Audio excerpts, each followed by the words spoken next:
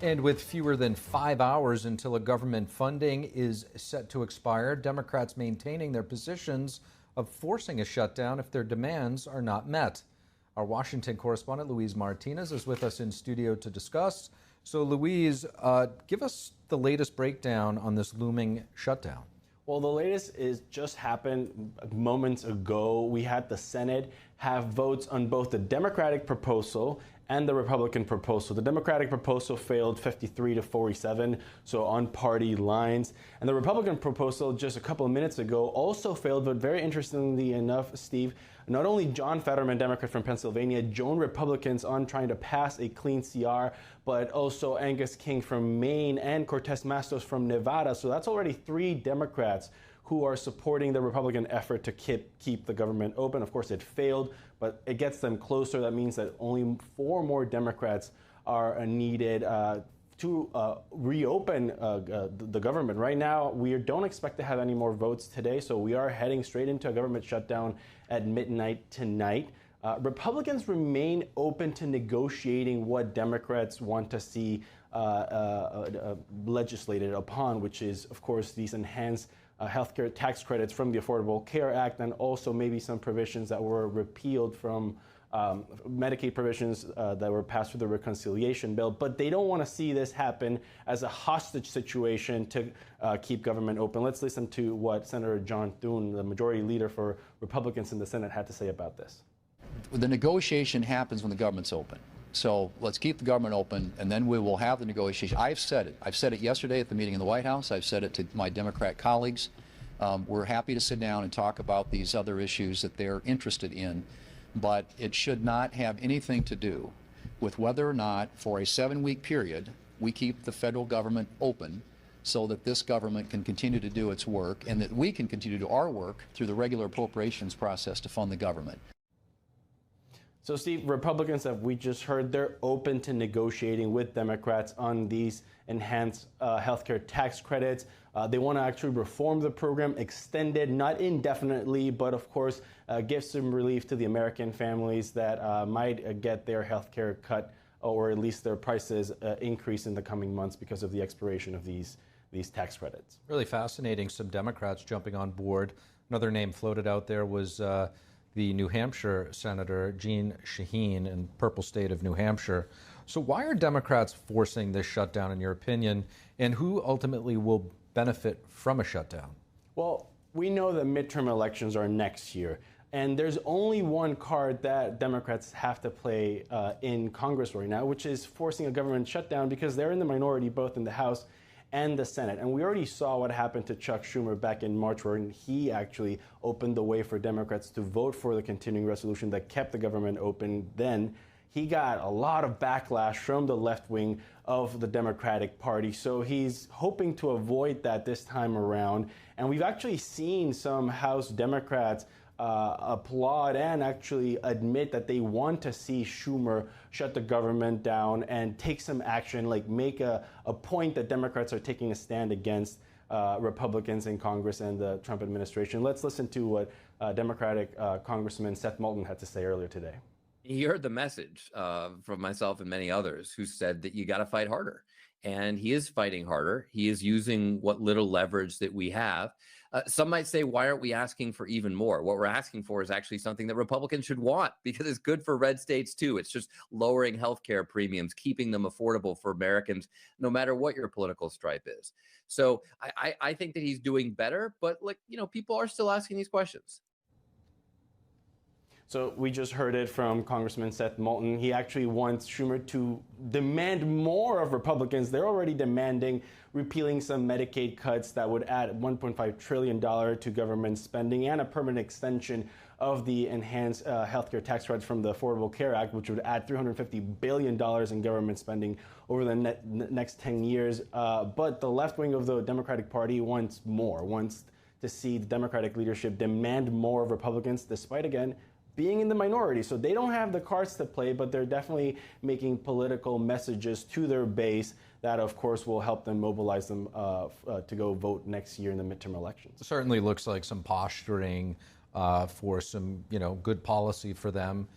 in their own districts come midterms. So who is ultimately going to be affected by this government shutdown? So at midnight tonight, the federal government runs out of money. So we'll see non-essential personnel of the federal government to be furloughed, and some might be laid off permanently. So the first thing is, if you live in D.C., you'll see museums close, or national park services across the country will stop offering their services. We will see, for example, DEA, TSA, air traffic controller operators. They will continue in their positions, but without pay, which is a big gamble, because we saw back in 2018 when the last government shutdown happened that at one point, after 30 days of government shutdown, some TSA employees decided just not to show to their job posts because they weren't paid, and that created a lot of chaos in airports. And we, of course, don't want to see that in law enforcement or in drug interdiction efforts or other parts of the federal government. So this does have the potential for real world consequences. So you're saying last time we saw this happen was in 2018. How long did it last? 35 days it lasted. And of course, they blamed the Trump administration for it then. And this time around, it's really hard to shift blame on Republicans when they already passed a continuing resolution that extend current levels of funding, which were Democratic levels of government funding approved under the Biden administration. Interesting dynamic that you do have multiple Senate Democrats jumping on board. NTD's Luis Martinez, thanks so much. And President Trump and Secretary of War Pete Hegseth speaking to hundreds of top U.S. military leaders. Trump saying the U.S. has focused too long on external wars while it's being invaded from within. NTD's Washington correspondent Jack Bradley has more. Defending the homeland is the military's first and most important priority. That's what it is. Only in recent decades did politicians somehow come to believe that our job is to police the far reaches of Kenya and Somalia, while America is under invasion from within. We're under invasion from within. President Trump says America is being invaded from within, no different from a foreign enemy, but without uniforms. Trump made those comments on Tuesday, speaking to hundreds of generals, admirals, and senior enlisted troops at Marine Corps Base Quantico in Virginia. He touted the use of deploying troops to Los Angeles and then to D.C., which led to a major drop in crime there. He also discussed plans for deployments in Chicago and Portland, Oregon. We should use some of these dangerous cities as training grounds for our military, National Guard, but military, because we're going into Chicago very soon. That's a big city.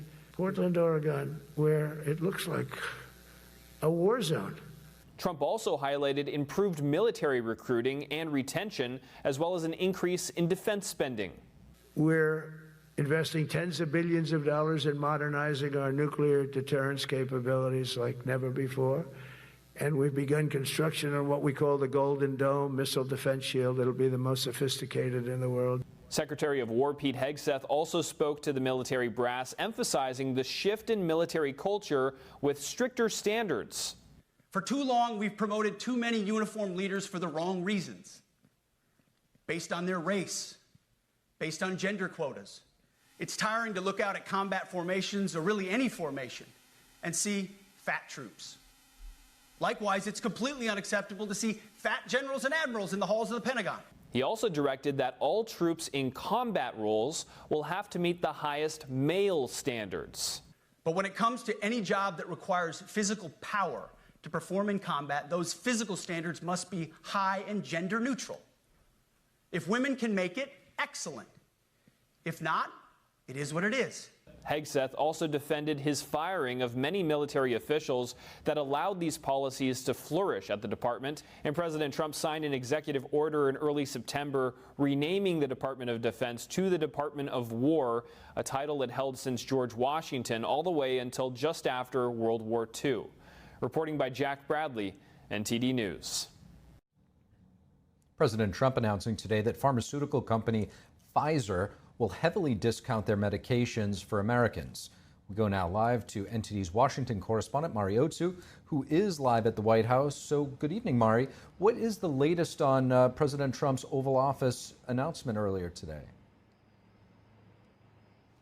Steve, good evening. Yes, today President Trump is announcing that Pfizer will significantly lower its drug costs for Americans and invest $17 billion in U.S. pharma manufacturing and research. Now, these drugs will be available on a federal government website called TrumpRx.gov, which the White House says they hope will go live by early 2026.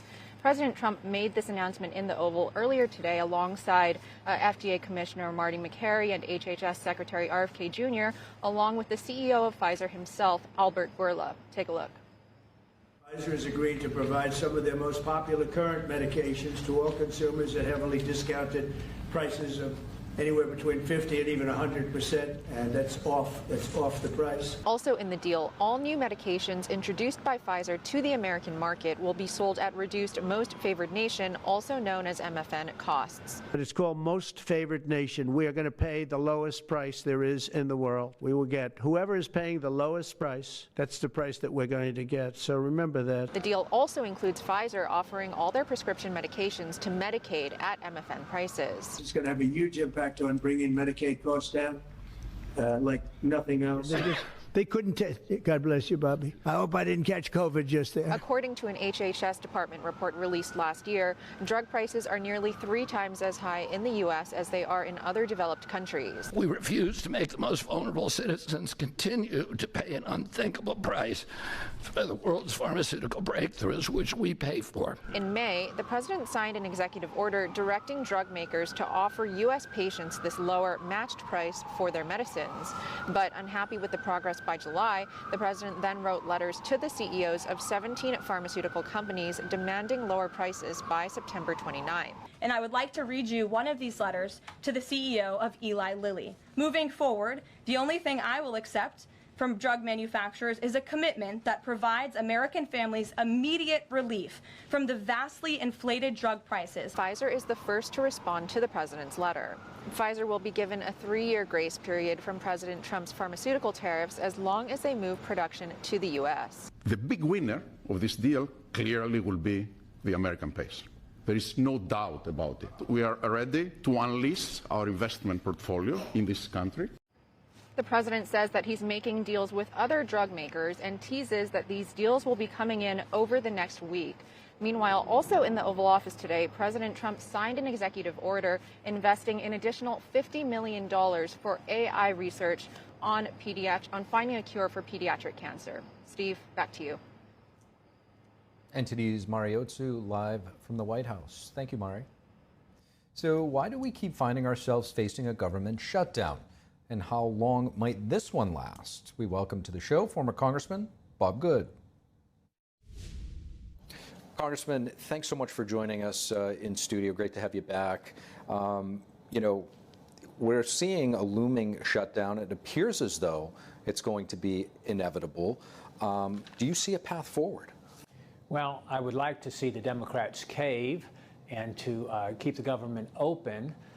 But I suspect the Democrats feel like they need to appease their base and have a few days worth of a shutdown. But Democrats are addicted to government, and so I don't think they're going to have any kind of an extended shutdown. I think they'll eventually cave and say, hey, we fought for a few days. With that said, if the shutdown does take place, how do you see this impacting the American people? The average American will see very little impact from a government shutdown. You won't have a Democrat president trying to make it intentionally painful for the American people, as Obama did during his time. President Trump and Russ Vought, his outstanding director of budget, will, I suspect, declare almost all federal employees essential. I suspect those who are not essential will be at risk of losing their job, appropriately so. And I think the Democrats give Trump's administration the opportunity to reduce government staff and to cut non-essential personnel in the name of a shutdown because the resources aren't there to pay for them. They'll take advantage of it, I hope. On that note, would you welcome that? And what areas of the federal government do you think they could use a haircut? Well, absolutely, I would welcome it. The Democrats believe that the purpose of the federal government is to employ liberal Democrats in positions of power in Washington. And there's a reason why the most wealthiest counties in the country are those that surround Washington, D.C. And Washington, D.C. voted 94% in the last election for Kamala Harris. So, yes, I certainly would welcome it. Most of what the federal government does is not constitutional. It's not an appropriate role of the federal government. So once you get beyond safety and security, national defense, Those sorts of things, most of it's not constitutional, not appropriate role of the federal government. All of it should be up for grabs in terms of reducing and eliminating staff and shrinking government. Talk to us about the process. We were just talking about it before the interview. There hasn't been a clean appropriations process, if you can imagine it, as an American that's tapped into civics, since the 90s. How did we get to that space? Do you think that this is the current trajectory and the way that we are going is the way that the founders envisioned our government to operate? Absolutely not. The system is designed for failure as it applies to the American people anyway. That's the reason why we have almost $38 trillion in debt. Republicans are going to run on $40 trillion in debt next year with a $2 trillion deficit. We're actually spending more than we were a year ago. So by design, instead of, to your point, passing 12 individual appropriations bills, like an education bill, a farm bill, a defense bill, and so forth, instead they package them all together so nobody has time to read them, nobody has time to amend them, and it's a winner take all. Everybody vote for all of it or vote for none of it. Are you going to shut down the government and not fund any of this, or are you going to be willing to vote against it? So it's by design. It reduces accountability, it reduces transparency, and that's how both parties have brought us to this $38 trillion in debt that we are. Congressman, Democrats are saying that this is about health care. Help us unpack that when it comes to rescinding the Medicaid cuts that were packed into the big, beautiful bill that was passed not too long ago, as well as they're trying to extend the Biden-era expansion of Obamacare subsidies, which are set to expire coming up. What does that actually mean? Let's be clear. The CR that the House passed, both back in March with full control of government by Republicans, and then just recently in September, the House passed CR, is an extension, a continuation of the Biden, Pelosi, Schumer policies and spending levels that were in place when Democrats had full control of government. Because the last 2 years, when the Republicans had the House under McCarthy and Speaker Johnson, they just did CRs to continue that funding and those policies, and now Republicans are doing it again. So my point is that if Democrats vote against this, which all but one Democrat in the House voted against it, and of course not enough Democrats in the Senate have indicated they'll give them the 60 votes they need, but they're voting against Democrat policies and Democrat spending levels. And to the point of your question, they're trying to hold that hostage and the funding of the government hostage to try to rescind the Medicaid cuts that were in the big bill and to try to extend the Obamacare subsidies that are set to expire at the end of this year. So much in the news cycle, we say this so often nowadays. A very unprecedented moment this morning. President of the United States, Secretary of War Pete Hegseth, both giving a speech in front of the highest-ranking military commanders, generals, senior officers, admirals, and so forth in Quantico, Virginia, calling them all back from their overseas station positions. A big focus was on military culture and getting back to meritocracy. Do you think that this was a long overdue speech? Excellent job by the President, Secretary Hegseth, to do this. It's crazy that this is something that we would praise, and this is not the norm. But President Trump and Secretary Hegseth recognize the purpose of the military is to be the most efficient, effective fighting and killing machine to defend the country, to deter aggression against our country. That's what the purpose is. It's not a jobs program. It's not, to have DEI and CRT in our academies. It's not to have pay for transgender surgery for our troops and so forth. So it's not to perpetuate climate policies like electric vehicles in the military and crazy things like that. So they're focused on force readiness, lethality, effectiveness, and the standards from a fitness standpoint for our troops and our officers is a big part of that, so I applaud them. Congressman Bob Good, really appreciate joining us. Great to be with you, Steve. Thank you. And right now on Capitol Hill, the Senate's still voting on the GOP version of the spending bill, which is not expected to pass, needing that 60 votes. We're going to take you right now to the Senate Majority Leader, John Thune, who's taking questions as we speak. Strategy that the Democrat leadership is employing here is the wrong one, which is, I think, what's changed the vote between then and now. But we'll see where it goes. I mean, we're going to have some more votes, and we'll see where the Democrats come down. I hope we have enough that change their minds that we can get this government open and responsive to the American people. Are you open to changing the bill? We need to keep the government open. We can talk about whatever else they want to talk about after that. Thanks, guys. Thank you. Thank you. Whoa. That was the tail end of a press conference there with